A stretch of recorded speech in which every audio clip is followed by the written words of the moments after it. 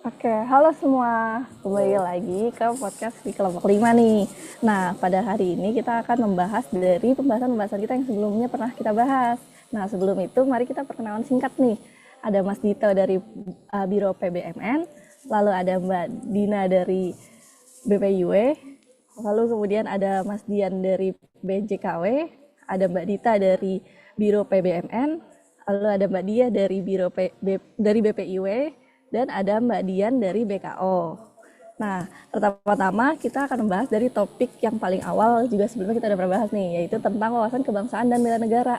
Jadi setelah kita mempelajari nih, menurut teman-teman semua, kenapa ya kita tuh penting untuk mempelajari dan memahami wawasan kebangsaan dan bela negara? Nah, kenapa ini penting? Mungkin kita mulai dari definisinya dulu ya, Mas dan Mbak. Di mana wawasan kebangsaan menurut saya itu adalah cara pandang kita terhadap bangsa dan negara. Bahwa Indonesia adalah satu kesatuan yang utuh dari Sabang sampai Merauke. Nah, ini bukan sekedar geografi, tapi juga semangat persatuan dalam keberagaman. Nah, sebagai CPNS, saya harus melihat setiap tugas sebagai bentuk kontribusi untuk menjaga keutuhan NKRI, begitu, Mbak. Mungkin yang lain ada yang menambahin gitu. Nah, iya setuju nih Mas. Jadi setelah belajar tentang bela negara juga nih, saya kemarin jadi paham kalau bela negara itu nggak cuma tentang turun di medan perang, tapi juga konteks kegiatan sehari-hari, baik dari berperilaku, pengabdian, sampai termasuk pengabdian kita ke profesi gitu. Dalam konteks bela negara ini ada 5 dasar yang dapat dijadiin acuan, yaitu ada cinta tanah air, sadar berbangsa dan bernegara, setia pada Pancasila sebagai ideologi bangsa, rela berkorban untuk bangsa dan negara, serta kemampuan awal bela negara. Nah, kalau yang turun yang lain ini gimana nih? Oh, oke Mbak. Jadi eh, kita kan sering kali nih mempertanyakan buat apa sih kita harus tahu sejarah, terus kenapa sih sejarah itu penting? Padahal dalam konteks bela negara itu wawasan tentang nilai kebangsaan juga termasuk sejarah yang sangat penting. Semua orang itu perlu paham nih bagaimana sejarah bangsanya supaya dia dapat membangun kesadaran tentang pentingnya berbangsa dan bernegara. Dengan begitu, pastinya kita dapat menjaga dan memperkuat NKRI berdasarkan nilai-nilai dasar yang telah kita sepakati bersama. Oh iya, dalam wawasan kebangsaan yang kita pelajari kemarin itu ada kita tentang konsensus dasar negara ya. Nah, kalau kita bicara tentang konsensus dasar berbangsa dan bernegara itu sebenarnya lebih ke kesepakatan bersama yang menjadi pijakan seluruh rakyat Indonesia dalam menjalani kehidupan berbangsa gitu. Dan konsensus ini juga lahir dari sejarah yang panjang, dari perjuangan bangsa yang mengedepankan persatuan, gotong royong, dan toleransi. Ada 4 pilar utama yang menjadi pedoman kita, yaitu Pancasila, Undang-Undang 1945, NKRI, dan Bhinneka Tunggal Ika. Dan keempatnya itu bukan hanya sekedar simbol, tapi benar-benar yang menjadi arti dan nilai yang harus kita pegang bersama. Betul kata Mbak Dita ya, misalnya Pancasila menjadi dasar ideologi yang mengatur nilai-nilai penting seperti ketuhanan, kemanusiaan, persatuan, demokrasi, dan keadilan sosial. Sementara itu, Undang-Undang Dasar 1945 sebagai konstitusi negara memberi kerangka hukum dan menjamin hak serta kewajiban warga negara. Dua hal ini saling menguatkan dan menjadi landasan utama nih dalam penyelenggaraan negara dan perilaku kita sebagai warga negara yang taat hukum dan bermoral. Ya, tadi kan udah dijelasin tuh sama Mas Dito terkait dua konsensus yaitu Pancasila dan UUD 1945. Dan ada dua konsensus lagi yakni terkait NKRI dan Bhinneka Tunggal Ika. Yang keduanya itu menekankan kepada pentingnya nilai persatuan dan kesatuan. Kita tahu bahwa bentuk negara kita itu kesatuan yang mana di dalamnya terdapat banyak keseragaman mulai dari budaya, bahasa, yang ini menyatukan Indonesia gitu. Dengan memahami hal-hal tersebut dan mengamalkan nilai-nilai persatuan ini, kita dapat membangun bangsa yang damai, kuat, dan tahan terhadap berbagai tantangan zaman, baik dari dalam negeri maupun luar negeri. Ya, namun dalam perkembangan saat ini terdapat berbagai tantangan dalam mengimplementasikan dan menjaga nilai-nilai bela negara. khususnya bagi generasi muda. Kemudahan teknologi dan globalisasi semakin mempermudah masuknya paham-paham yang bertentangan dengan nilai Pancasila ke dalam masyarakat.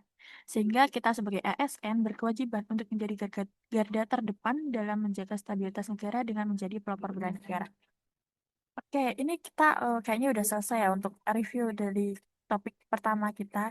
Gimana kalau kita lanjut review gimana topik kedua, yaitu tentang perkembangan isu kontemporer.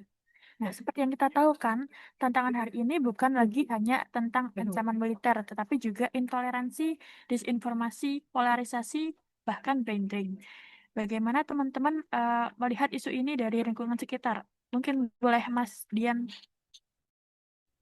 Oh iya Mbak. Nah sejauh ini saya melihat memang cukup banyak ancaman nih Mbak, baik itu non militer. Banyak yang mulai terjadi seperti generasi muda yang menghadapi krisis idealisme, di mana mereka ingin berkontribusi, tapi kadang kecewa dengan sistem nih Mbak.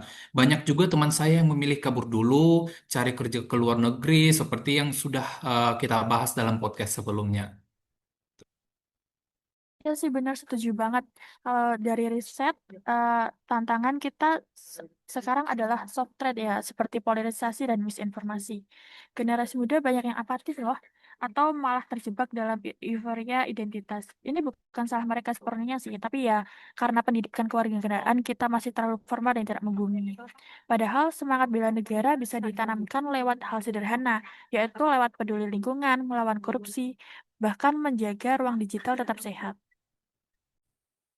Nah, ya setuju nih dengan yang udah disebutin Mbak dan Mas tadi. Jadi memang intinya bela negara itu bukan lagi soal angkat senjata ya, tapi emang salah satunya bisa dengan menjaga nalar sehat, bersikap toleran, dan berkontribusi sesuai bidangnya masing-masing. Nah, saya ngerasa nih generasi muda saat ini memang lumayan sensitif nih terhadap gaya penyampaian. Jadi kalau wawasan kebangsaannya ini disampaikan dengan doktrin, pasti cenderung mudah bosan, sehingga perlu ada cara kreatif sendiri dalam menanamkan peran penting wawasan kebangsaan dan bela negara ini. Bener banget itu Mbak. Eh, Soalnya saat ini tuh masih banyak orang yang masih mengira bahwa bela negara itu cuman soal angkat senjata doang. Padahal sebenarnya kan makna bela negara jauh lebih luas dari itu. Dengan memiliki semangat bela negara dan wawasan kebangsaan yang baik, tentunya kita sebagai masyarakat dan juga generasi muda itu lebih siap dalam menghadapi berbagai masalah yang ada. Dan juga nantinya ini dapat membantu kita bersama-sama dalam mewujudkan cita-cita bangsa. Nah, iya, mungkin dari yang ancaman-ancaman yang lain kayak militer, intoleransi, disinformasi, polarisasi, dan juga brain drain, sebagai pegawai pemerintah kita juga menghadapi masalah yang lebih serius ya, seperti korupsi dan konflik kepentingan. Misalnya kayak suap. Nah, tindakan-tindakan ini itu jelas merugikan bangsa dan negara dengan memiliki pemahaman yang kuat tentang wawasan kebangsaan dan semangat bela negara, kita juga bisa lebih sadar dan terhindar dari perbuatan-perbuatan tersebut. Ya, izin menambahkan Mbak Dita, ancaman lainnya juga ada yang pada sosial media yang kita gunakan sehari-hari. Ruang digital kita masih rentan terhadap ujaran kebencian, hoaks, dan provokasi yang bisa memecah belah. Generasi muda menurut saya harusnya bisa menjadi penjaga ruang digital, menggunakan media sosial untuk hal-hal positif, menyebarkan informasi yang benar, dan tidak mudah terpancing isu-isu sensasional. Itu bagian dari bela negara juga kalau menurut saya, dan apalagi di era serba digital seperti sekarang. Kalau boleh nambahin ya, tantangan isu kontemporer saat ini kan juga kita untuk lebih kolaboratif. Tidak cukup hanya untuk mengetahui isu-isu yang ada, tapi kita juga harus aktif untuk membangun solusi bersama. Hal-hal yang bisa dilakukan bisa dengan membuat gerakan kreatif, kampanye digital, ataupun terlibat dalam komunitas sosial. Lalu kalau dalam konteks pegawai pemerintah, hal yang dapat dilakukan mungkin dengan transparansi proses pelayanan ya. Jadi dalam konteks bela negara, dalam menghadapi isu kontemporer ini semua pihak itu bisa berperan. Semangat bela negara ini harus dimaknai sebagai kerja kolektif untuk menjaga masa depan, mulai dari hal yang kecil, namun dilakukan secara konsisten dan bersama-sama. Oke, teman-teman, mungkin tadi kan kita bahas isu kontemporer ya, yang saat ini kita tahu Indonesia menghadapi berbagai macam ancaman. yang bisa memecah belah bangsa. Dengan perkembangan teknologi saat ini, kita dapat memanfaatkannya sebagai salah satu media promosi nih. Media digital ini bisa membantu untuk menyebarkan konten-konten yang membangun dan memperkuat rasa cinta tanah air serta persatuan bangsa. Kalau menurut teman-teman, seberapa besar sih peran dari media digital dan teknologi dalam menjaga persatuan di tengah masyarakat kita saat ini? Ya, izin menjawab, Mbak. Kalau menurut saya, media digital itu punya peran yang sangat besar ya dalam hal ini. Nah, lewat media sosial ini kita bisa menyebarkan informasi positif yang memperkuat rasa cinta tanah air. Namun tantangannya yaitu memang ada di hoax. Tapi kalau kita aktif melawan hoax tersebut dengan konten yang baik, media digital justru akan menjadi alat pemersatu bangsa. Gitu, Mbak. Ya, benar banget nih, Mbak Dina sih. Kalau menurut saya juga teknologi sekarang bukan cuma buat hiburan ya, tapi juga sebagai sarana edukasi untuk kebangsaan. Dengan kampanye digital yang kreatif, generasi muda tuh bisa lebih mengenal nilai persatuan. Misalnya dengan video pendek, yang dia menampilkan keberagaman Indonesia dan cerita inspiratif dari daerah. Menurut saya ini juga bisa lebih membuat anak muda ini tahu kalau perbedaan bukan alasan untuk terpecah, tapi justru merupakan kekuatan bangsa. Nah, bener nih. Jadi peran media digital itu emang sangat strategis ya. Jadi dengan algoritma yang tepat itu konten positif tentang persatuan tentu bisa lebih sering muncul nih di timeline kita. Kalau masyarakat ikut terlibat, misalnya dengan bagian konten-konten edukatif dan atau ngelaporin berita-berita hoax, teknologi juga bisa benar-benar ngebantu nih untuk mengarahkan perhatian publik ke hal-hal yang memperkuat rasa kebangsaan. Kalau menurut saya sendiri ya, saya melihat media digital itu ibarat pedang bermata dua. Kalau dipakai untuk menyebarkan kebencian, jelas bisa memecah belah.